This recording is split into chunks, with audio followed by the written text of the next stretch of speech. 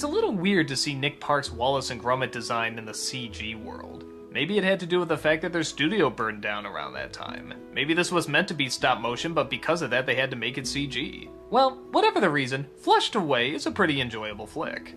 It stars a mouse played by Hugh Jackman, who's owned by an incredibly wealthy family. But things get complicated when an old dirty mate of his drops by and claims he wants to turn the place into a party hub. Jackman disagrees, but that doesn't really faze his pal as he just flushes him down the toilet.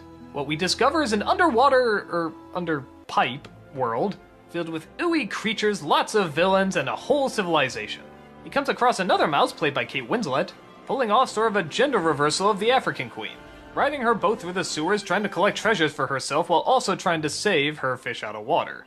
There's an evil toad boss played by Ian McKellen, who is destined to get more riches and power and vows to destroy anyone who stands in his way, which of course happens to be our two heroes. The under-sewer world they create is incredibly fun and inventive, which also gives way to a lot of jokes involving them using everyday props as, well, this. This dance of deception must end. Return what you have stolen from me. Enough dancing! That's wildly creative.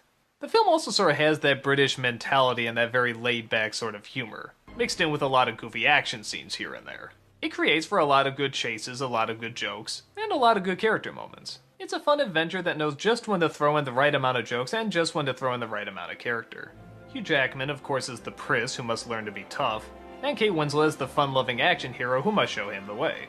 They get along well, they share pretty good chemistry, and they have several moments of trying to rescue the other.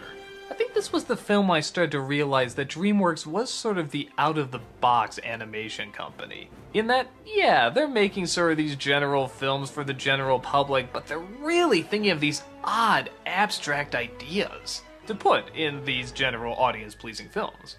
And I think it's a good mix. The general movie public can get sucked into the characters and sort of the everyday emotions, but then they can laugh when something just so bizarre and so strange pops up, like this.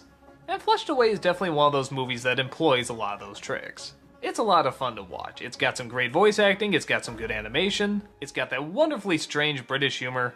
It's one of the only films that goes down the toilet, but in a good way.